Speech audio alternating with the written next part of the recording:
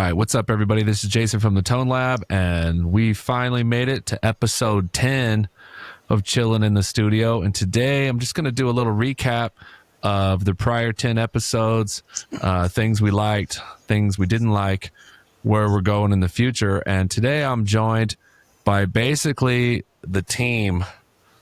How you guys doing? Doing good. It's raining all day. Yeah, that's what I heard. I heard it's raining out there. My dad's like, I can't ride my motorcycle 3-day weekend. He's upset. But so, yeah, man, it's been a wild 10 episodes with the podcast. It's really kind of been taken off. And I can't do it alone. I need some help. And I've had Tony and Kim with me, but we're going to bring Brian on board. His was one of the better episodes as we were moving forward. And so I'll just introduce. So Kim Rudy, you're going to be executive producer, planner, showrunner, help keep things organized, big picture, stuff like that. How are you doing, Kim? I'm doing good. Yeah, I'm not convinced this way, but I appreciate you helping. She's been helping behind the scenes, do like a lot of the stuff, building the episodes, helping me email the client or guests and all that kind of stuff. And as always, I got Tony Engel as my co-host. How you doing, Tony? I'm great. Great to be back. Can't believe we're at 10 already. Yeah, it's crazy. 10 episodes. And Brian's episode was so good, man. You're so good on the mic, dude. You got so many interesting stories, not to mention you got a ton of hookups. So thank you for coming on with us, man. I could really use your help with everything from social media to booking, creative support. And you just got a ton of insight, man. So I really appreciate. How you doing? Doing pretty good. Like I said, it rained all day, so it was just a chill day. Tried to take a nap, and it sounded like nuclear fucking bombs were going off outside my house. It's like, oh wow, like all day. It was nutty. You guys getting hail out there? No, but it was so crazy. At one point, I thought it was hailing. We can always tell because I have a swamp cooler that's metal. So anytime it starts hailing, it ting, ting, ting, ting, ting, ting. And it started doing that. And I looked outside and there was no fucking hail. It was just huge drops and they were just flying out of the sky. I was like, God damn, it's freaking my dog out. Yeah, it's we had like maybe our rainstorm went down there, huh, Kim? Like probably it rained and up here for about severe when it did, probably. Yeah. Mm-hmm. Yeah, it normally comes that way anyways, comes from like California right over Oregon, all that shit right through you guys and down to us, and then it goes back up again. And So I'd like to recap just like the first 9 episodes. And so real quick, there's like, okay, 1 and 2, we just kind of did, talked about our band a little bit. And really that was just to get the kinks out and see. I remember, I think it was episode 1. I was like, oh, maybe we'll do these once a month. You guys remember that, Kim and Tony? It was like, we'll just do 1 a month or here and there. And boy, that changed in a hurry, didn't it? Yeah, it was crazy. We didn't even get in a month. We're already doing them every week. Yeah, it was wild because it's just like it was surprisingly kind of fun. I mean, we just kind of started doing it. I don't know, just to check it out. Well, mostly because we got the gear and we can, and then it was like, wow, this is actually really fun. But and then episode 3, we had Cy Johnson and Vic Aquila. That went pretty cool. You got any reflections on that episode, Tony? What'd you think of that one? Oh, no, I thought it was just cool because there was a lot of stuff that I kind of forgot about. But because all the shows run together. So when I was jamming with those dudes, it was kind of interesting. Yeah, to hear a few shows I forgot about. His bands, right? Yeah. With the Conspiracy Assassins and then Stratagem, which was really big. Oh, and for those who don't know, in that episode, I don't know if they ever said that. Cy kept saying con ass. So for everybody who doesn't know, con ass stands for Conspiracy Assassins. He might have said it once, but he just like, your name is con ass? Like, what the Right. He was given the, and that's a great point. And I thought it was really cool. More than anything, I wished I would have almost emphasized it more, but I just thought it was inspiring, especially like Vic's story, with that dude being in, almost dying in a car accident or that motorcycle accident. And then now he's, in guy's still just an amazing musician. So I was just kind of inspired by that and was happy to have him on the show. And then what'd you think of that one though, Kim? Did you have any opinions on that? I just thought it was more interesting than I expected it to be, honestly. Like I actually enjoyed listening to the whole thing and just listening to their stories. And so then that's when I thought, you should do these once a week, because there's probably endless episodes that you can do. And if you only did them once a month, you would never get all those stories out. Right. That's a good point. Yeah, Kim really has been the driving force behind this, like, more. Thank you, Kim. Yeah. It's like the last few, they've been really fun. And Kim's like, see, aren't you glad you listened to me? It like kept doing them. But episode 4, that was the AI debate. And it was weird because people, I seen a bunch of people hammer like Igor for using AI in their videos. And then I made like an AI flyer and people were kind of hammering me.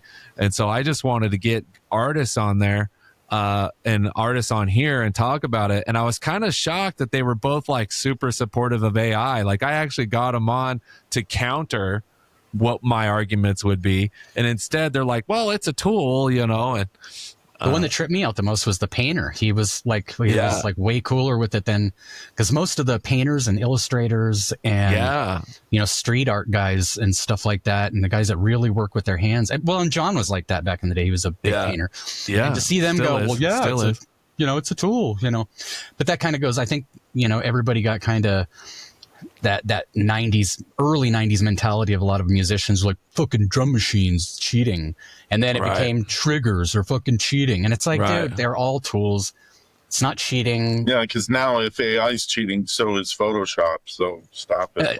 Photoshop was kind of the original AI. You could, I went to school for that, and it was basically putting elements together that are not organically should be put together, and it was fine then, but now it's And I did want to say something like, because we never talked about it in the episode that I was on, which is I have an interesting take on AI, because I have, you have your initial like Terminator, Skynet shit, that everybody just goes to because everybody always wants to go to the end game. Right. But, there's a big thing with musicians, artists, blah, blah, blah, which is like legacy. Which is, what is my legacy? That's why people want to get, signed, because they want their shit to go out to the most amount of people. They want to influence the most amount of people. And maybe and it's like in reality, in 500 years, nobody's going to know who the fuck you are. Even if you were like Britney Spears, in 500 years, nobody's going to know who that fucking chick is. But with AI, I have my Skynet side, and then I have if my shit is pulled into the algorithm somehow and made it, isn't that a legacy that potentially could last longer than the 500 years? That's a great point. Yeah, I never thought of that before, honestly, but that is a great point. Like, it's kind of like the Borg, like we're all assimilated to this cybernetic organism, as John Panagoulis could put out so well. Resistance is futile. Yeah. That was also like our first major tech issue with all this computer power we got and this and that. My computer totally crashed, and so it was wild. So I had to do all kinds of editing. I really I don't want to edit these. I just want to have fun.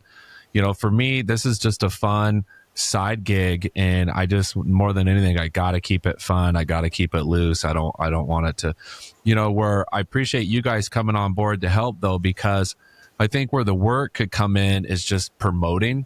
Yeah. And that's always it. Yeah. Yeah. But as long as we do the episodes, just having fun, and we're just talking to people that we want to talk to, whether they're some crazy guitarist in the Netherlands or, some painter that I knew back home that's just amazing and trying to get his artwork out, if they're interesting to us, I'd like talking to them. I think it's kind of fun. Then episode 5 was the vocalist roundtable. Or did you have anything on that? Episode 4, Tony and Kim, did you wanted to add to that? Did you guys think of that one with the artists? I just thought it was like they were saying, it's kind of interesting that the artist had the different. I thought he would be a little more bold about AI and not actually as supportive. So I thought that was kind of interesting. Yeah, for sure. I think the AI topic is interesting, but I did notice that, maybe, I don't know, like maybe everybody's just accepted it by now and it's not that interesting anymore. Like it's just, Because if not, then it's never ending if you're not Yeah. accepting it. It's like, well, maybe we do a part 2 on that, and we get some people that we know are like, no, they're like big haters on it. And, Yeah. purists. Just for a spirited Shits conversation. and giggles, yeah. Or mix some purists with some guys that are like, yeah. That was the idea, because me and Tony kind of been using it, and it's but not for our music, just for other things. And so I really did think that they were going to be the counter to that, and so it was kind of surprising. But so yeah, episode 5, the vocalist roundtable, that was really fun, and that was the first time I think we did like 6 guests, and I remember sweating that. I was like, oh, this is going to be chaos. And it actually that was probably the first. That one like tripled in views and downloads on podcasts. That one did really well, but I wished I would have asked. It was like with the vocalists there, it was almost like TMI. There's so many questions you could ask them. And so definitely have to do a part 2, maybe in a part 3. But like, I wished I would have asked lyric writing, especially having like the rap hip hop dude who's more of a lyricist. He kept calling himself. Yeah. I'm like, man, you got a mic in your hand. Like, that's a vocalist. Like, if I'm recording you, I'm putting vocalist on your track. You know what we're I mean? not printing lyricist, the lyrics over a thing, but at like the same time, AI, because you could technically do that. You could use AI as like the voice, but you wrote all the lyrics. You're not using AI for the lyrics, but you just plug it into a thing, and there's just like a guy standing there, going off. I wished I would have. I wish I would have talked about the just lyric writing in general, because everybody kind of brainstorms and does that a different way. So that would have been super interesting. I've hung out with a lot of vocalists that don't really write at all. It's like the bass player writes everything. Right. Like even in Sabbath, Iron it Maiden. was like the drummer. Or no, it was the bass player. It was Geezer Butler wrote Iron Man. He wrote because he was all into comic books and shit. So he wrote like Neil Peart. Yeah. Neil Peart wrote them all in Rush. Yeah. What's his name? The bass player for Iron Maiden. He writes all the lyrics. Harris. Steve Harris. Harris. Yeah. Drummer for Dream Theater. Mike Portnoy writes. He's the one that writes all the weird fucking like mathematical equation type philosophy shit. And some sappy stuff too. Yeah. And then the mic technique, because a lot of guys, are cuppers, and some guys hold back. And so we'll have to do that again. I don't know. What'd you think, Kim? Did you like that episode with the vocalists? How'd you think that went? Yeah, I think there was so many questions that we had, and we had to cut them way down to even get, and you still had a long list for that episode. So I do think that warrants another one, and maybe even just to do those kind of regularly, because there's so many vocalists and they're kind of interesting people anyways. And they like front man. Yeah. So I think that's a good one that you could just bring back in every once in a while, and new people, new questions. You probably get like a lot of content out of that. And kind of what I was talking about with stealing content from. Like, we could have asked Jeff a question, because Jeff's got a very strange vocal style. You know what I'm saying? Kind of like a little bit of John Tardy in there. Like, he does kind of the vomitory type, and he's got a very interesting technique, but he plays guitar, so there's no way he can cup. I just watched a David Vincent from Morbid Angel. Like, literally it was yesterday, so it's funny that you brought this up. And he was talking about people who cup, and he was like, dude, it looked like it made him physically mad. He was like, I fucking hate that. He was like, I think it's not that he said cheating, but he's just like, if you can't do your shit normal, but everybody's different. I don't consider it cheating whatsoever. That's what works. Yeah, if that's what works.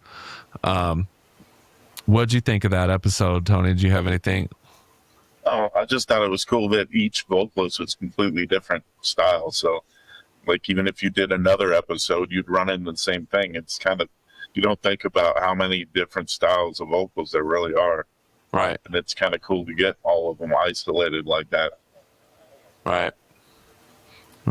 And then episode 6 is our boy Brian. And man, yours was a real turning point, dude. it went well. I mean, you can obviously, you've got the gift of gab, and then you've got all the stories and all the bands, and so that one went really well. Surprisingly, and the memory. Actually, I'm surprised I haven't smoked away every fucking brain cell that I have. I actually can remember something from like 1992 and be like, oh, I went over to Steve Goldberg's or Zach's, the Glencoe house. Like, fuck, I still remember that. And I bet I might as well get it out now before I am fucking. Yeah. Yeah, and we got some pretty deep topics, and that to me, that was probably the first breakout episode. That one did really well. Like on the little graph of like episodes, it said "choop" when it shot up there, and did pretty well. I don't know. What'd you think of that episode, Tony? Oh, well, I mean, of course it was awesome, but it's funny because that's the one episode where I've heard all these stories a million times. So I'm kind of sitting there and I'm hearing it from a different perspective than anybody that hasn't heard the story. So and for anybody that made that one very different. And for anybody that doesn't know, me and Tony pretty much every either Friday or Saturday, or sometimes Friday and Saturday, or very occasionally Thursday, me and Tony will talk for fucking 4 hours. Like my wife literally comes out and she's mad at me. She's like, "Are you still fucking talking on the phone?" And it's like 4 o'clock in the morning, and me and Tony are having spirited debates. Well, you guys have worked on music and recording projects for over 20 years. Pretty much, yeah. 'Cause I think, like I said, we started Nicaraguan in like 2001. Yeah. 2001-ish, or we started getting it together, but I definitely think it was about 2001. And then you guys had that whole emailing parts and riffs down to a science. And we worked at Guitar Center together. Right. Well, that was way after, because even I was working at Guitar Center a little bit before Tony, and then Tony came in, and then we just started fucking, like I said, we started working them for everything. I mean, we weren't the only ones. My episode made it seem like I was like fucking extorting them or something, because everybody's like, it would come up to you at Guitar Center like, "Oh man, this must be so awesome to work here," and you're like, "It fucking sucks balls, dude." It's quotas, like sales quotas, which you're never gonna fucking reach, because it's ridiculous, because all the guitar guys, I'm not even gonna get into that whole fucking mess of No more stairway. Yeah, that's the least stairway. Yeah, no stairway. Some kid. No fucking smoke on the water. No fucking Iron Man. All the classics. So what'd you think? It was funny, and I'm just gonna put it out there. Brian can talk. Brian does some talking, and you got to work your way in. Yeah, and so I was like, I'm like, all right, Brian, this is, and you did, but it was super interesting stories, and you liked that one a lot too, right? Didn't you, Kim? You thought that one was pretty good. Yeah, no, I mean, I think anybody who has the energy for it, and like the gift of gab is a gift. Like you can talk and tell endless stories and make it interesting, and so yeah, and it was interesting. It was yeah, and that was funny, because then we go from Brian, who's super talkative, to Zach Joe, and he's like, "Oh, I'm apologizing in the future, or just ahead of time," and he was super talkative, and that was really cool. And so far, the first 10 episodes, we're giving Zach the trophy, because his episode freaking took off. Well deserved. Yeah, and he was a great guest, great energy, really helped connect us to other people, and Zach was a huge turning point, and he's really pitched us some great guests in the future, and so I have a ton of gratitude, and I'd like to get him back on, man, because it was pretty cool, and that guy's got stories for days, but before he because he's hooked me with a few guests, including like Al Glassman from Job for a Cowboy, who's going to be after this one. But he, before that, I was just cold emailing people. And so I'm like, "Ooh, this guy'd be fun." And I just send them an email. Maybe they respond, maybe they don't, or if I got, an in here and there, and like, "Oh, I know that guy. Let me hit him up." Like, it's like, I just really appreciate it. How about you, Tony? What'd you think about the conversation with Zach? Oh, I thought it was cool just because it was like bullshitting with an old friend that I hadn't talked to in a long time. Yeah. And there's so many stories about the whole Cephalic thing that I forgot about. Kind of its timeline in the early days. I kind of mashed some of that shit together in my head. So I wasn't kind of sure exactly how it went. I just kind of knew. And so it was cool to hear some clarity that I totally either missed or forgot about. Yeah. How about you, Kim? Did you have a take on that one? Yeah, it was good. And I mean, I think all of them are good. All of them have unique stories, and all of them actually are interesting to listen to. And I mean, I do appreciate too, like just how generous he has been with his time to, help out. And Yeah. yep. Yeah, it was neat because I know even Kim, you know Joaquin too. Yeah, I do. Yeah, everybody knew Joaquin, and so the fact he threw him out, Kind of hard, what? kind of hard to miss.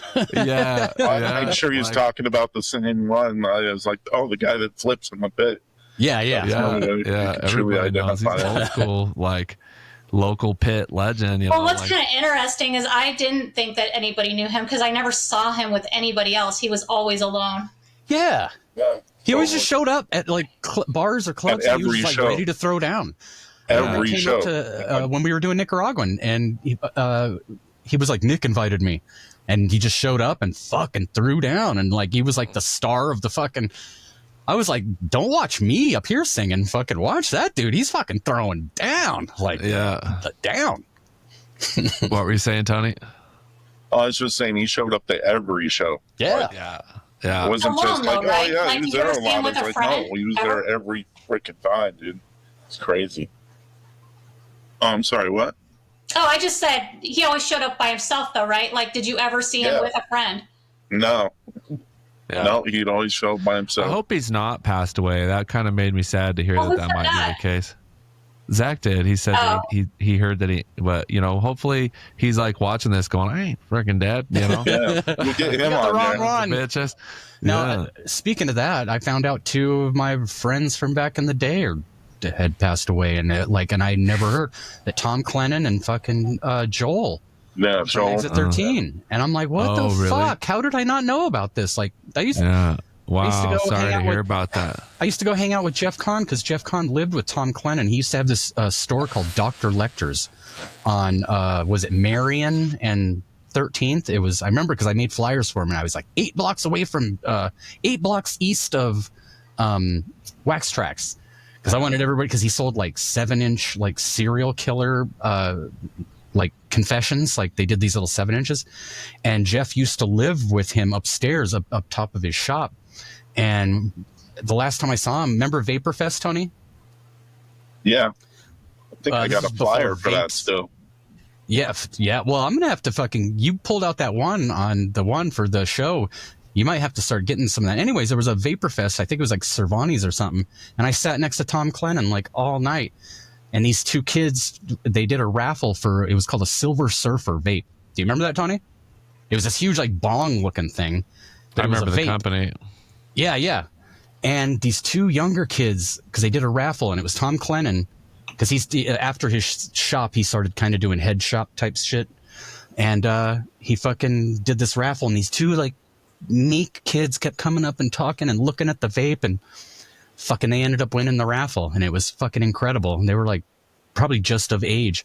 And I'm like, fuck, the last time I saw Tom, I sat next to him all night, not realizing I was never going to fucking see his ass again. You know what I'm saying? Like, Oh, yeah. it bummed That me the blows. fuck out. But that's kind of good things about this show is you get little, especially for some of the older guys that maybe might not be on the show, you get little nuggets of information about the after effects of the scene. You're like, oh, so and so moved to Seattle, so and so did this.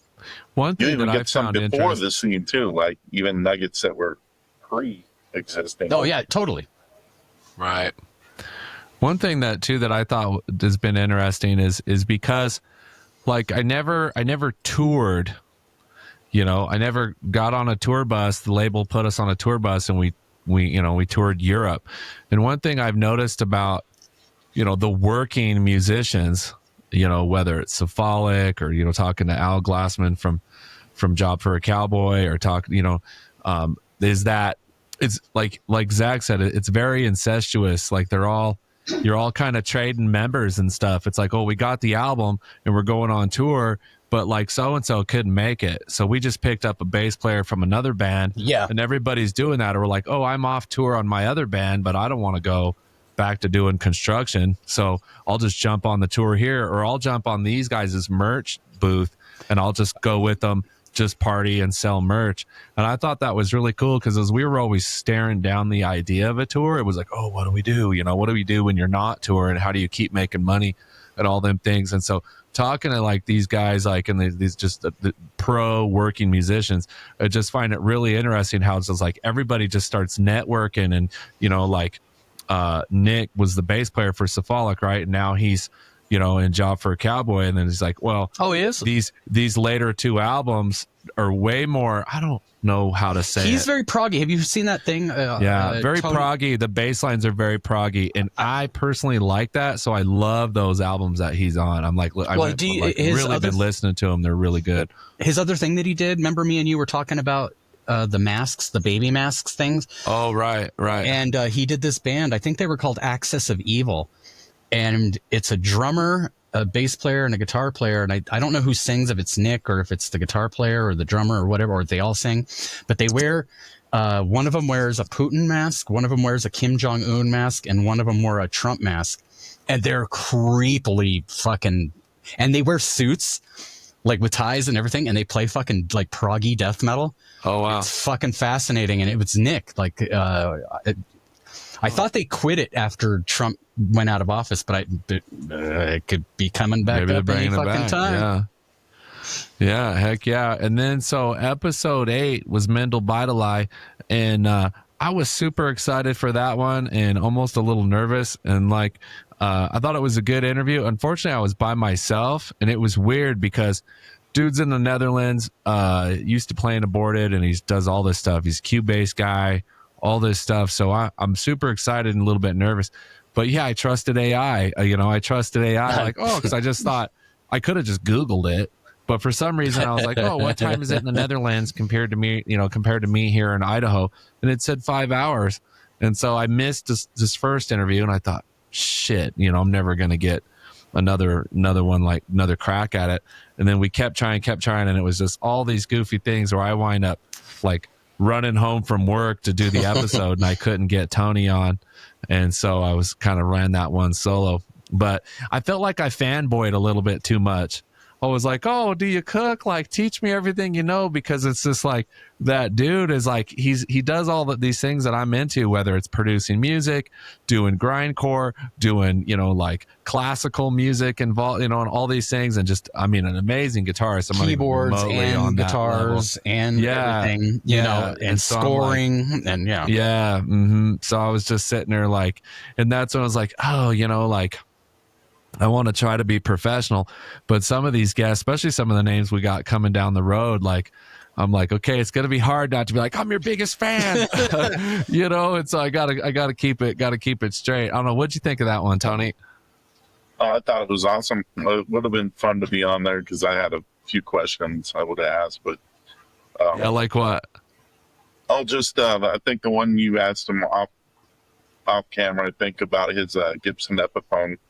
Because I'd always had a little thing in my head where I was trying out Fender American Strats, and then I tried the Mexi Strats, and every time I picked up a Mexi Strat, it felt better than the American. I'm like, am I crazy or something? So I didn't know whether he had an episode in his head where he was trying the Epiphone out and it outdid the actual Gibson or what. But it turns out his dad did that guitar. Was it? I think what he had said too is that his dad, because I guess his dad passed away, his dad had bought him that. Oh. And so he kind of had some warm feelings to it. But then he had whatever those cats are that built that crazy guitar made out of, what would he call it? Arium? Arium, yeah. He said those dudes like redid all the frets and stuff on it. Didn't you have another question too? You said you would have talked to him about the gypsy jazz, right, Tony? Oh yeah, when he brought that up, because a lot of guitarists that are really into guitars don't know who Django Reinhardt is, and then when they see who he is and realize he's missing out his fingers, they're like, damn. No, we Like had this two. dude could like do arpeggios back in the 30s with 2 fingers. Really? Like Yeah. crazy. Yeah. Wow. Dude. Yeah. And the music's amazing. Like, And do crazy chords where he would strum like fucking crazy. And weren't you comparing him to like who? What was you had some questions because I remember he mentioned gypsy jazz, and I was like, cool. I just left it at that. yeah. And it There's was a lot of like, people I really should credit have had a certain- follow up. I was so like just trying to like show the guests respect and stay in line, and like I want to hit them with follow ups, but I don't want to like take us off into the woods and stuff. So I'm Marvin- kind of trying to figure out how to do that moving forward. But I feel like I'm getting a little better at it, but it's going to take another 30 before I probably really feel Marvin, comfortable. fucking Stratosphere, fucking. Yeah, like more current gypsy jazz, obviously, not more traditional. Gotcha. And it's crazy that gypsy jazz can kind of sometimes intercede with klezmer and It's stuff like like klezmer that. music, kind of, but it's more Well, like strings and they both well, are. and it's the region too, because if I'm not mistaken, I think Romania is more like the gypsy jazz area, and then more. Yeah, it gets very confusing, but and there's then modern gypsy jazz guitarists that are freaking amazing that he would. yeah, dude from Marvin is fucking awesome. He looks like Nick Jackson with short hair. What'd you think of that episode, Kim? I liked that episode. I thought it's really interesting because he is from the Netherlands, and I mean, it's just, I don't know, interesting to hear, from people who are from other places. And also, I just thought it was like really in line with what you were thinking this was going to be in terms of like the studio questions and things like that. So, and he was just a good guest all around too. Just really, Yeah, super polite. And shout out to that dude again, because I cold emailed him and he totally responded. And the fact, and I told him, I was like, dude, I'm nobody. Like, no, like, I think at that moment when I sent him the email, we had just done episode 3. Oh, wow. And so it's like, yeah, I'm nobody. I played in a metal band back in the day. Of course, you've never heard of it. And, but I'm doing this podcast, and he agreed to do it. And then with all of the hit and miss, because we had one, but like I just stoned because I got the times wrong. I'm sure dude just sat there for like however long. Was like, this dude didn't show up. Yeah. And I was like, damn. And he still agreed. And then when we came back, I sat there and he didn't show up for a minute. He was like, oh shoot, I didn't get my alarm. But then, yeah, I remember him talking about, he's like, well, I can't do Saturday. That's King's Day in the Netherlands. And I was like, oh, and he was talking. So I went and that, man, the wife, and we're going to go, right? We're going to go to Europe and maybe do like a Viking cruise or something. Me and my wife have been talking about doing the Viking cruise for like, probably about 4 years now. Like that's maybe we should plan it and just go. There's one that starts in like England, and for anybody that doesn't know, I lived in England as a child. Oh, did you? I didn't know that. Yeah, I was a military brat. Gotcha.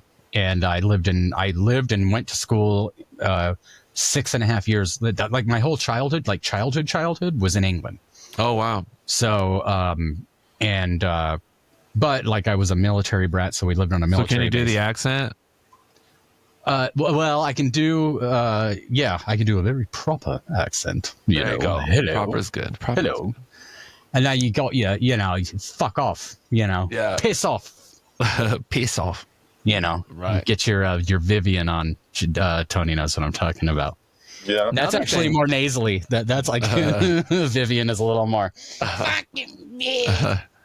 I wish I would have asked him a little bit more about like just the local scene and the local metal scene, because it seems like in the Netherlands. Yeah, like what were we watching the other day, Kim? We seen it was like The Voice in Finland. Oh yeah. And nice. like we were just flipping through YouTube, and it was The Voice in Finland, and it was like all of the hosts seemed like metalheads, and the dude singing was like doing a Pantera cover. He was doing Cemetery Gates. Yeah. And I didn't think it was that good, but you didn't have no whiskey grit on that shit. Like the fact that they even let that on TV is fucking incredible. That's like, that's Finland. I'm like, see, this is why we gotta get over there, man. Like, well, speaking of the Netherlands, I've kind of talked to him. I don't want to speak for him. He said, yeah, maybe I'll, which is Eric from Skeleton, Eric Stenflo. Oh. He's from the Netherlands originally. Oh, is he? I didn't know that. And sometimes he moves back there. Sometimes he's here. I don't know where he's at right now, but if we can get him, and he's like, he did Napalm Records. Yeah, he did Napalm America. Yeah. And he I'd did like to talk Creepo. to Eric. Yeah. I'd like to talk to Eric. Yeah, I remember Creepo. Yeah, I'd like to talk to Eric a lot if he's interested. Internet kind of pioneer when it came to distribution, That's what you're telling me. Mm-hmm. So Netherlands. Because before that, it was all tape trading, CD trading. Mm-hmm. Yep. And he kind of did tape trading because this wasn't like a distro deal where he would be like, do you want to buy like 25 units or whatever? It was just like one CD at a fucking time. He sold them, I think I said on my podcast, like South Africa, Japan. And he would just report to us every once in a while, hey, I sold an Undertaker CD in 1994 to a guy in South Africa. And I'm just like, it blew my fucking mind. Yeah. Or Japan. I mean, in 1994, that would have been amazing for sure. For a local band. For a local band. Yeah. Yeah. That's, nowadays insane. It's like, so the kids can't even fathom, like, big deal. It's like, no, in 94, it's a different planet, man. The internet was like green screen. Yeah. Literally. You could embed pictures. Not to go the wild, wild west. Not to go too crazy, but Jeff Kahn showed me some crazy pictures because they got the internet like first. This is like before AOL or some shit. This is like 1993 or 94. And it like the internet was like green screen. And he showed me some German site. So, it's not German Scheiser. It wasn't that. I don't know if it was better or worse. I will tell you off camera, but some freaking old school internet was the wild, wild west, man. Oh, dude. Yeah. And then episode 9, man, Jeff Kahn, and thank you, Brian. And thank you, Zach Joe, because both of you guys had him in the pincher move. No, we had him in the what is that? The triangle? The fucking you guys were just working him over.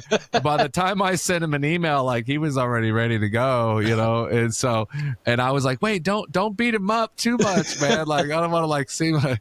Well, I didn't know until I talked to you that Zach was working because I was already working him. I was already like, hey, what's going on? And then I think Zach came in and was like, dude, you should do this, and I'm like, all right. Yeah, no, I appreciate it. Jeff is like, he's a Colorado death metal legend, and for those, and if you didn't live in Colorado in the 90s, you don't know what we're talking about. Well, we're into what we were into, and blah blah blah blah blah. It's like, that was the shit where, because even I remember when I got into death metal, and Tony can probably attest to this, and maybe you can too, which is there was some death metal that was even on major-ish labels like Earache and there was another one. But anyways, some of the it was hard to listen to a whole album. Like you would hear like the one song, like fucking. Depends who you were. Depends on what kind of death metal you were a fan of. Exactly. But if you were a fan of the musicality and the writing and stuff, not every album, every song was a hit. No, there would be like 2 or 3 dope ass songs, and then the rest of it's kind of filler. If you're into like brutality and just crust and just noise, terror, and all that, you probably loved every song, because it was so vastly different than anything that was putting out. When death metal grindcore first, like Jeff alluded to, like a lot of thrash and then death thrash. So did Tony. But you really had, but pop music was all hair metal. Yep. That's what was on the radio. Like we went out to dinner last night and it was like, it felt like I was in 1985. They were just playing. It was crazy. It was like these are all the worst ones too. I can't believe Jeff brought up Kicks and Firehouse. Did he? Yes, he did. Yeah, you got to go deep. Yeah, you can't just What's that, say Kim? the obvious. I said that's the kind of stuff we were listening to last night. It's what was on the radio, man. That's what you were competing with. It was Kicks. but he picked those. I mean, he could have picked Motley Crue, fucking any of them, but he said Kicks and Firehouse. It's like only chicks are really listening to that shit. Kill Motley Crue. Right. Grunge killed Kicks and Firehouse. Yeah. Grunge didn't kill Motley Crue. Motley Crue, no. Motley Crue's still going. Grunge Killed the buttest of the killed butt. the cock rock, dude. It just did. Cock rock, buttest of the butt. Yeah. I had a little joke about that, but I shared it with Jeff, and I'm not gonna share it. I guess we had trouble with our buddy Kurt Cobain. I want to get that fucking comic. Good soldier, bro. Good soldier. You came forth and you killed a very terrible type of music, man. So thank you. Thank you for your for that. contribution to that, and hopefully you have a special place in heaven for you, brother. Like, for killing that music, because it was written and played and performed for all the wrong reasons. Well, and not dude, you know what it was. Yeah, whatever that shape is. There's ladies present, but yeah. But what I'm saying about it was also, it was a money thing, and it was also extremely uninspired. So it wasn't like it killed it because all them dudes were shredders. Yeah, no, a lot of them were good. They were all players. shredders, but they'd play their little hooky rhythms and then do their little solo and get their little ripped up acid. Leather pants. Yeah. What's that, Tony? They're leather pants. Yeah, leather pants or acid washed ripped up jeans. So come on, Kim, break it down for us. How much of that? Because Kim's she's a true blue metal girl, but I know you came up with a little bit of that stuff, right? Mm-hmm. Yeah, and so what were your favorites, and which ones do you think were just crap? So my favorites were Motley Crue and Poison. I think Poison was crap. And then I think most of it was crap. Like, I can't really think of any others. I kind of liked Skid Row, but as soon as I got into Slave to the Grind wasn't bad. Slave to the Grind was actually all right. What was your first metal, record or whatever that really got you into metal, into like harder metal? Oh, I don't know. I don't know. I guess I just used to listen to like that show on KBPI at night, Metalix or whatever. They do it at Saturday at like midnight. That's what I used to listen to. And so that's where I like just started to hear all the heavier music, because they would play everything on there. Yeah. I heard Bolt Thrower for the first time on Metalix. Yeah. And because they're an English band, I would have never heard. And I think they were Earache at the time. Yeah. Metalix was the fucking, because you'd hear not necessarily butt rock type stuff, but you'd hear like a gamut of fucking everything. And then all of a sudden they would throw some death metal into they'd throw thrash. They would throw kind of like that crossover shit. Metalix was the. Were you, what came first, Iron Maiden or Sepultura for you? For me? Yeah. Iron Maiden for sure. I mean, Iron Maiden, I think I had like when I was, I don't know, that's as far back as I can remember, because she's got the Power Slave record, Tony. Because I used to, because I joined the record club. Oh, okay. I think I still owe them money. And I can guarantee you that I didn't buy the 13 or whatever. Everybody owes them money. Everybody owes them. Remember, what was it? 12 CDs for a cent or whatever. Yeah. Everybody owes Columbia House fucking money. Everybody on this earth. Sad, but yeah. It's all sad. Everybody did it. And we all made out like bandits. I mean, that's how I got all my good records. So. Fuck yeah. Best answer ever, Columbia House. Heck yeah. Well, and not only that, but they actually had a decent, because I think they knew that they were losing money hand over fist. Oh yeah, they were. So it wasn't like they were doing like their Madonna CD or whatever they were licensed to do. They weren't given their big. It was like, fuck, we can't get rid of this. Let me think of a price, like a Megadeth CD. Like Megadeth sold okay for the 80s, late 80s, early 90s, but they weren't selling like Madonna. So they'd be like, no, of course not. Like, yeah, we're cool with a couple Megadeth CDs, like not. Yeah, for a cent. Yeah, for a cent or 12 cents, I think it was, wasn't it? It was like, it was something weird. It was like 10 CDs for 12 cents, and everybody fucking. And it started off even before the CDs. They did tapes. It was records. I was doing records. Oh, did they do records? Oh, I did. Yeah, I did records too. Yeah, showing our age. I did records. I did records and then CDs and then by the time I was, I did records and tapes, and by the time I was into CDs, it was like, all right, they don't have nothing heavy enough. Yeah, it was a lot of the alternate. Maybe some Slayer. Did you get any Slayer on that, Kim?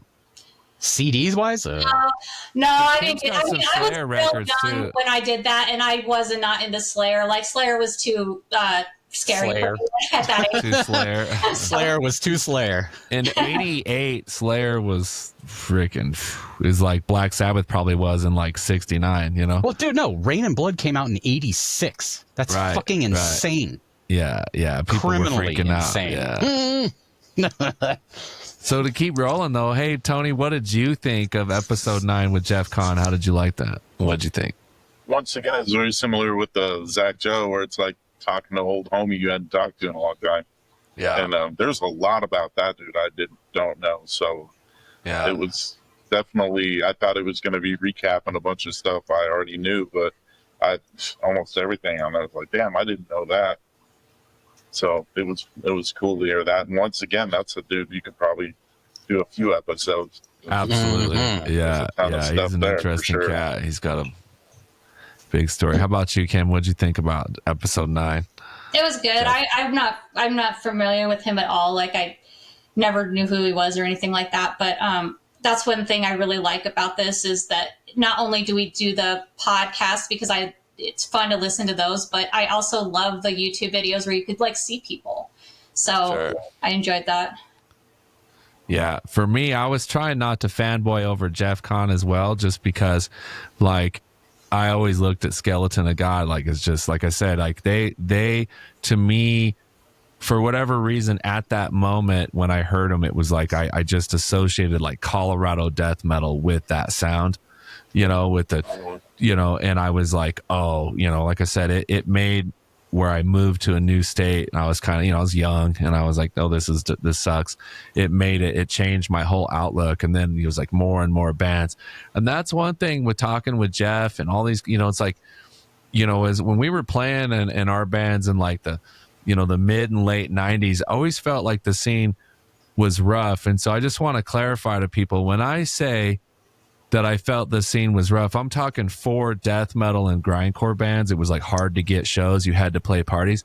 But when we reflect on this, I'm like, man, there were so many good bands. There were so many cool underground bands doing all kinds of, you know, like you either had like the super crust bands or the super brutal, just heavy bands all throwing down. Dude, the You had alternative bands were like weird and crazy. Jeff brought up 2 bands. One of them I knew because I knew some people orbiting them, which was The Fluid, because it came up in the time capsule. I knew a girl in high school. I went to an alternative high school. I wonder why. I think all of us did. Except for Tony. But I knew this girl, and she knew this. There was one band he didn't bring up, which I would love to. But anyways, he brought up Grimace, and he brought up The Fluid, and both awesome bands, like fucking weird bands. Like you couldn't really throw them in any kind of. They weren't punk. They weren't alternative. They weren't. And me and Tony talk about this shit all the time. It's like we always kind of love a band when they're not definable. Do you know what I'm saying? Absolutely. Like, what Me the too. fuck do you call Include me Mr. in Uncle? that.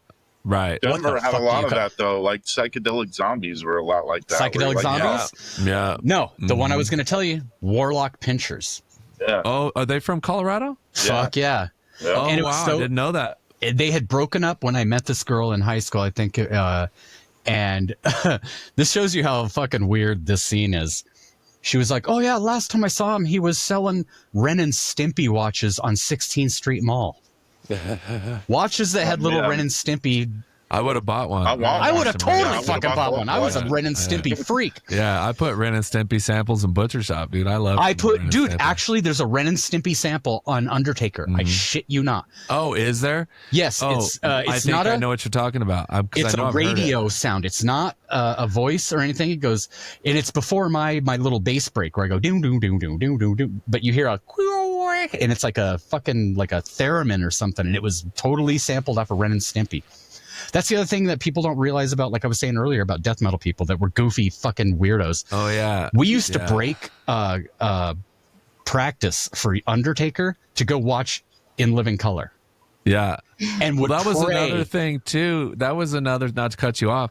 That was another thing too when we had the vocalist roundtable and we had the one hip hop dude, and I was like, bro, I don't know one dude that played in like 90s and 2000s death metal that doesn't like gangster rap. Like I love everybody had some kind of rap dude, whether it was like Brother Lynch or some kind of like super Scarface. heavy yeah, everybody Scarface had and Ghetto some stuff. Boys. All the parties you went to, like we were done playing metal and nobody wanted to listen to metal. Like you go to the after party, it was always rap. It was always gangster rap playing. Dude, Scarface hip fucking Wouldn't you agree Ghetto to that Boys. too, Tony? Oh yeah, for sure. Oh, Nick. Yeah. It took me Ask Nick that little while to question. get into it. I want to get Nick Romo on. He'll be someone we got to get on, dude. I want to get him on. He'll talk your everywhere fucking else face you off. went was Yeah. freaking rap. You'd only hear metal at the band space, and then occasionally at home for like 10 minutes. No, there's because me and Nick wrote lyrics together, and to tell you the truth, in Nicaraguan, it was the one time that I got edged out by a lyric. Like I wrote lyrics for That's what you're Undertaker, saying, yeah. and Nick would write a book of like the song, Yeah. and he would, and it is very like rhythmic. I don't know if I could say necessarily rap, but because he doesn't come from a rap background, but he hung out with a lot of like hip hop Yeah, dudes. he's still big. But he's he still would into do, hip-hop like, rap, though. it was very rhythmic and dope. So Yeah. Yeah, he'll be an interesting cat to get on. I'll have to hit him up. And so to put a fork on them 9 episodes, I don't know if that even made any sense, but Jeff Kahn was really cool to put on the end of that, and with the music and all this stuff. I wished I would have asked him. And like you were saying, and I know he kind of told me, he's like, well, he called his kind of noise project Skeleton of God. But when you think about it, like there could be a deeper meaning to that, and I was just curious if he had one or not. I wish I would have asked I think I said a little bit more esoteric. I think he was kind of going with the whole because even if you look at my I did the same thing with the Blacklight Automaton. The Blacklight Automaton was a noise project that I did on tape and shit like that from the late 90s. The Blacklight Automaton means absolutely nothing. An automaton is not a robot. It is a machine. It's like a wind-up toy. It walks, and it may talk, but it doesn't have any programming. It doesn't. And then the blacklight, I just, if you see my imagery, I do like the inverse Photoshop effect. It was just more of a very esoteric fucking weird idea. So I think, because I think one of Jeff's first, I don't know if it was his first one that he released on, but it was called Bleached by the Sun, which is very death metal sounding, but it was Skeleton of God Bleached by the Sun. And I remember listening to it on like cassette tape in like fucking 1992 or 93 when I first, no, it had to be like 93 because I don't think I met him until 92, but he was like, oh, this started off as a noise project and you're kind of fucking weird. So you might actually like this. None of my other friends like this shit. I give noise shit to Tony all the time and he's just like, I can't do anything with this. This is because Tony's too musical and too nice of a person to be able to go to the nether regions. But it was just one of those things. You know what he's talking about, Tony? Yeah. Yes, we've had conversations. Like distortion on vocals is my thing. It kind of irritates me. So, a lot of noise. There was a time though. Go ahead. I was just saying a lot of noise music has the distorted vocals, and that's where I get. No, I don't dislike it. It's just I can't listen. There was a big style of that in the early and mid 90s too. Though there was a lot of noise terror type bands that were throwing down. Well, there still is actually. To be fair, this is not like what most people would consider music. I'm talking. No, literally, I know what you're talking about. It's like soundscapes. Soundscapes. Yeah. I used to call it sleeping music. I used to call it like the original Blacklight Automaton. I would call it sleeping music for the insane or disturbed. Because I do like a weird thing where I try to make it musical where like it goes somewhere, but there's no time signature. It's noise. It could start off with like a hum and then it goes into, it's more soundscapey, but it's sleeping music for the disturbed. You know what I'm saying? And if you're into that stuff, like I like it in spurts, and obviously I can get it like with some visuals. So that stuff has to be like presented with some, like you shared the one thing with me where it was AV. You videotaping videotaping a wire. And I was Yeah. like, well, that's the creepiest wire I've ever seen in my life. So. Yeah. Well, that's that whole thing of the horror movie thing. I think Right. it was either you talking about it, or it's like you can have a little kid walking down the stairs and you can put a that was me, and it's hilarious and it's cute. But then you can have a kid walking down the stairs and it's like, and then you're like, and he could even be smiling, and it's even more creepy if he's smiling. Yeah, it's more creepy if he's It's smiling, context, for you know. sure. But a lot of this stuff was not even musical at all, because there's, like Tony was saying, like distorted vocals. It's like vocals, like normally it's just like I said, Right. Merzbow, who's like a Japanese noise guy, and that's how Jeff's stuff was. But he did cool shit with distorted vocals and like his guitar, which I could. He always did his noise with because every time I tried to do noise with a guitar, it sounded like a guitar. It never. Yeah. You know, I did better with keyboards, but. Right. Well, shoot, and so to put a recap on the first 9 episodes, thank you to everybody that came on, all the guests that were brave enough, or friends that came on, even though they knew, we're small potatoes, and we're barely getting any views and clicks. They just came on for fun and to kick it with us. We greatly appreciate it, and I feel. And what's more than anything is just how it's just blowing up. Like, and now we're getting pretty good, getting a pretty significant amount of downloads on all the podcasting and stuff. And so, yeah. And so I think we need a team, and I think we'll work on it. We're all new at this. And so we'll just keep flying, and see how it plays out, but hopefully each one of us will maybe take on some tasks and see if this thing grows. But more than anything, I just want to keep it fun and just keep talking to people that we think are interesting. Like we were talking about the other day, I was talking with Kim. It's like, well, do these episodes like nobody's watching. We're just here to enjoy the conversation, enjoy the guests. And what Tony and Jeff were talking about last episode, which was, not necessarily that you have to be in the mood to do it, but it's like you do kind of have to be in the mood to do it, because if it's not fun, then what the fuck is the point? Right. I think anybody that's in creativity whatsoever, unless you have a severe fucking mental illness and you just have to paint paintings and cut your ear off to impress a girl, it's like, it's not necessarily for attention. It's just like, it's something inside you that and if it's not like fun for you and creatively and emotionally and fucking intellectually fucking gratifying to you, like, what the fuck is the fucking point? You might as well be a politician trying to do, like, why we're not trying, we're just doing, and fucking let's do it, and like see what happens. And I think that's just a better thing anyways, because it's like I said earlier about the Zach episode, which is I like the fact that he kind of opened up, and it's like, we're not all fucking. Yes. Right. I played guitar in a band one time. Right. It happened to go really good.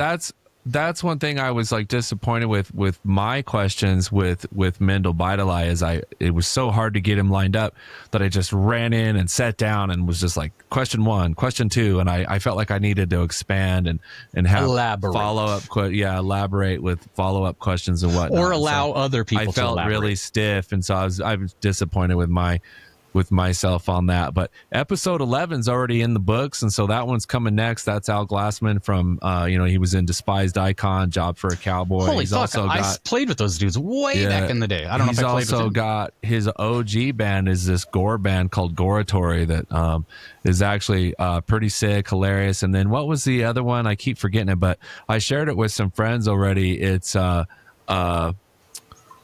of Gnosis. It's you remember the name of that band, Tony? Yeah, I don't remember the name, but yeah, I know where you're going. So now I gotta say it's a hard name to remember. Oh, won't do it justice. Sorry, I'm gonna give you one. You can edit anything that I fucking say out, because I'm a spaz. But there was one where you were talking about where you guys went and recorded, and you remembered the studio, but you didn't remember the dude. I think it was Mark. Thank you for bringing that up. Mark Obermeyer. Shout out to Mark Obermeyer. Thank you, Brian. I appreciate that, because he did a lot of dudes. He did a lot. And that reminds me. And then when you guys were working, you were doing audio for the book. Shout those guys out too. Shelly and Mike. Yeah, Shelly and Mike. And what was the name of their whole? It was like a book series, wasn't it? No, it was like one big book. What is their? Denver Undead? Well, we did movies with them too. Me and Tony. Right. Okay, so the very first thing that's on my channel is actually a Kill Syndicate video that I directed and edited. Well, I kind of co-directed it with Shelly. Okay. And me and Tony are in it. And no, it's a music video. What was the name of the book, Tony? Oh fuck, I can't remember Was what it it was. Denver Undead? Yes, Denver Undead. It was Denver Undead. Amazing work on that, Shelly and Mike. And Mike, is he doing okay now? From what I understand, I talked to him through text a while back. Yeah. I haven't followed up, but yeah, dude almost died. Some crazy shit was going down, and I texted him. I was like, "Fuck, are you okay?" Because I've known that dude since fucking 6th grade, dude. Right. And it was so weird. Oh, yeah. That brings me to this. I had this set for last, but I'll just bring it up now since we're talking about it. And that's just acknowledgement to bands and supporters and people. You know, as we get rolling through this podcast, you know, my goal, and I think our goal as a group is to just interview interesting people. And so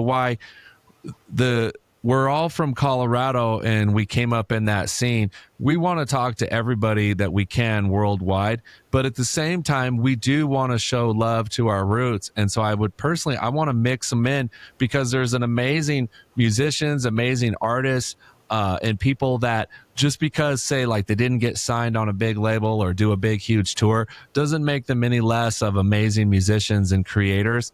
And so to any bands, musicians, artists that we've worked with or we know, but we haven't mentioned you, I just want people to know that it's not intentional. Like we're just in the middle of these conversations. Hit us up. There's so much going on. Yeah, hit us up. There's so much going on.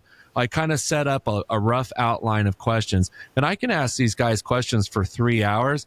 But personally, I don't think most of us have time for a 3-hour podcast. Yeah. I think I want to keep the time a little bit limited and keep them moving a little bit. In which case, when that happens, though, I miss questions. I missed certain topics. And so there's been a bunch of different bands and people that have reached out to me. And I just want to let people know that it's not intentional at all. We're like in the moment, and I'm like interviewing Brian or I'm interviewing Jeff Kahn. And that show, in my mind, is about Jeff Kahn. And so I'm just serving up softballs, and getting that dude to tell his stories and just enjoying and being in the moment. Yeah. And one foot in front of the other. We're not like fucking Joe Rogan podcasters. Right. You know, we're working stiffs that are doing this, that are having fun. And I think some of it, like you said, like I like the factor of like you've done some like technical videos. So there's like a technical end of it. There's a nostalgia end of it. There's hey, here's a crazy fucking story. You know, I in the 90s, I met a ton of crazy people, like drug addicts, artists, death metal guys, fucking punk guys. And I always wanted to write a book called Tales of the Counterculture, which was like just write me a short story about one of the craziest things and no matter what it's about, if it's about art or if it was a drug deal that went bad or if it was tell me your short little story and let's just compile this into a book. And I kind of feel that way about this. Like I said, I tried to start a documentary. Everybody started flaking out on me, and it was about the Denver scene. And what's cool about this podcast is it's branched out from there. And what's cool about if you've actually realized how many people that you've already interviewed that weren't originally from here, came here, left here, came back, left again. I mean, you're one of them. Like I said, I was born in Aurora. I left my whole childhood and I went overseas. I lived in England.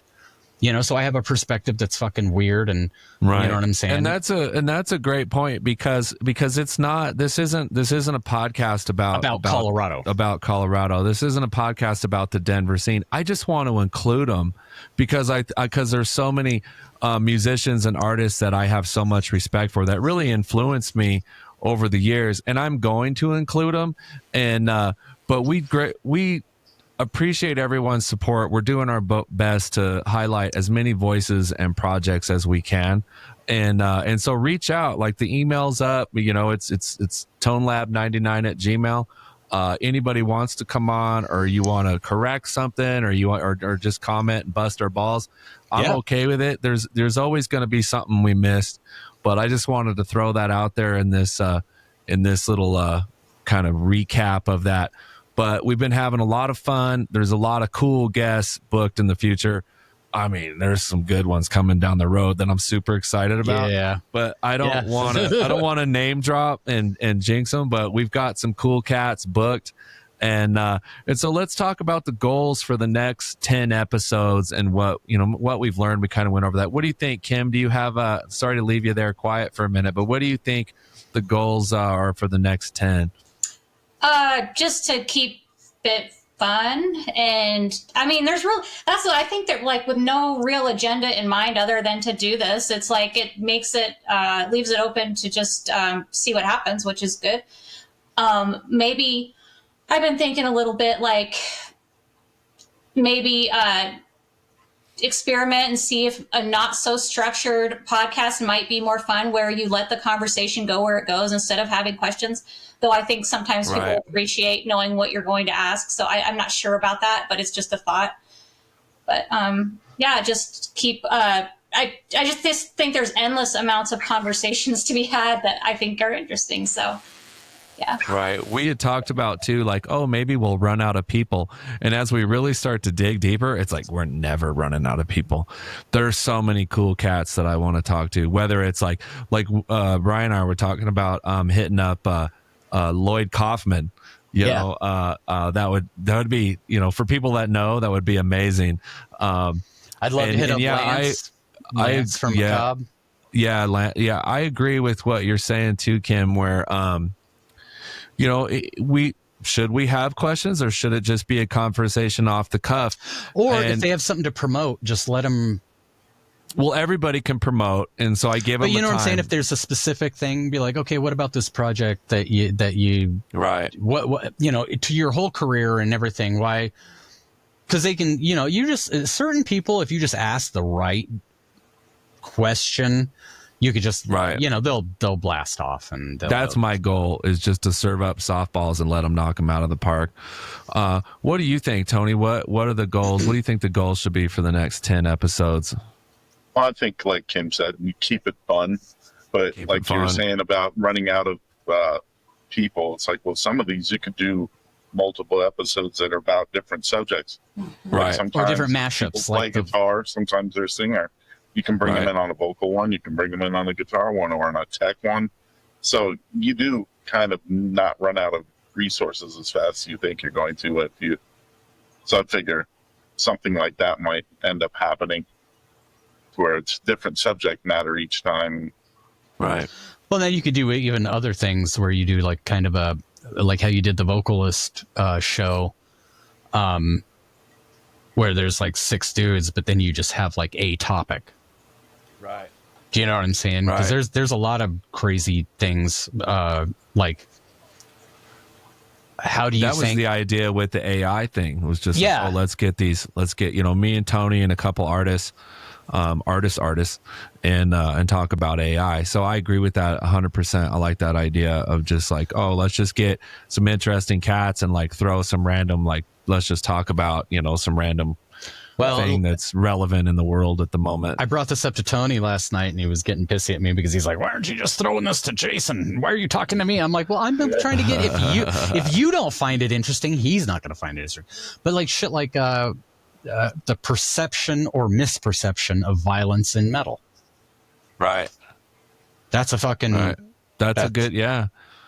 Well, and as feel free to cut that from this. So I don't do a lot of editing, bro. And one thing's for certain, I don't want to do a lot of editing. I've had to edit really 2 episodes. I had to edit the AI debate because my computer crashed, and we had to edit some of Jeff Kahn's because Tony's mic crashed.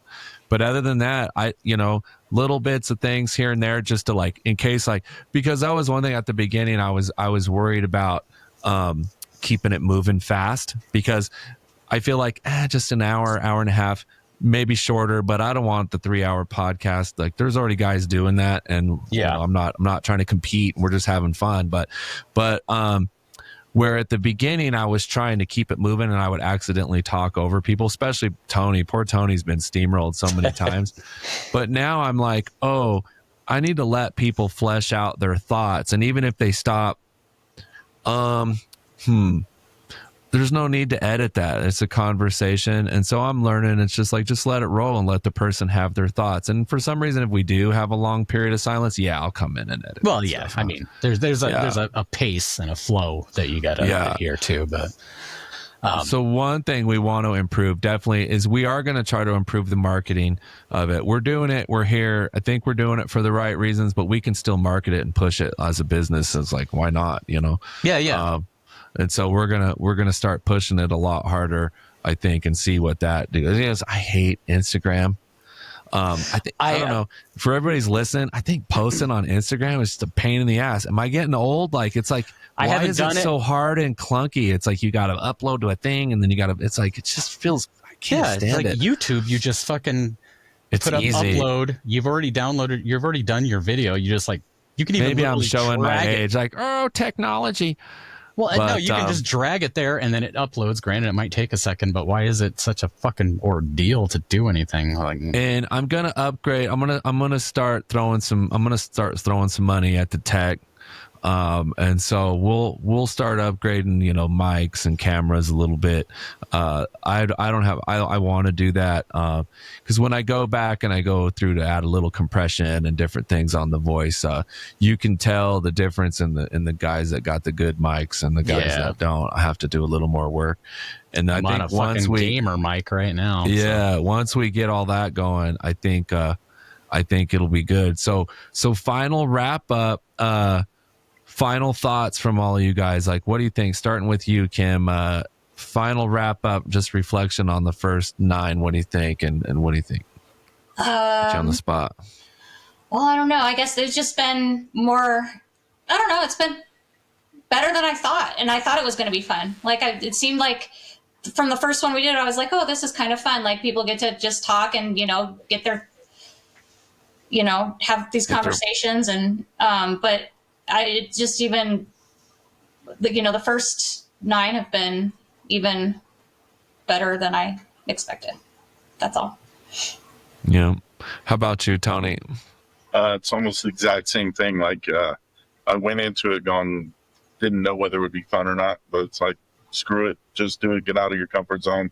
And I was, went way beyond my expectations. Like, not only was it not a drag, it was actually really fun, and it seemed a little more achievable after you just broke the ice and did it, because I didn't know what to expect. You know, I didn't know if it would be super amateur looking and all that, but it actually came out way better than I thought. And then so far it just got funner and funner, and now it's kind of snowballing, so that's awesome.